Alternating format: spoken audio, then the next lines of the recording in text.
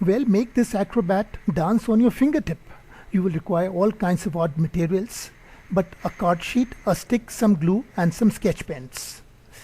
Take this doubled up card sheet. You can see that the body and the shoulder arms are doubled. That portion is doubled. The legs and the hands are single. Now cut the shoulder arms, which are doubled, and also the body. This is the doubled up body. These are the doubled up shoulder arms, the hands and the legs. Arrange them. Now keep the body on a rubber and pierce the 4 points with a needle to make holes. Now similarly make holes on all the dots. Then take double the body, apply glue, and you glue a stick to it, and then fold the body. Take the shoulder arm and the hands, and with the needle and a scissor and a thread, poke the needle in with a knot and make another knot on the other side. Now this way you make a hinge so the arm and the hand can move relative to each other.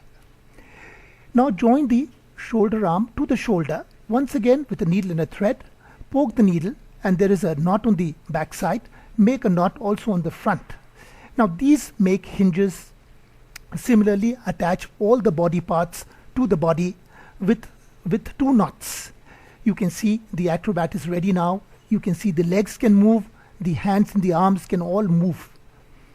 Now paint your acrobat very colorfully with sketch pens, and now the acrobat is finally ready to make a dance. This is the front part and this is the rear part. And if you twirl the stick in your hands, you can see that the acrobat is dancing beautifully.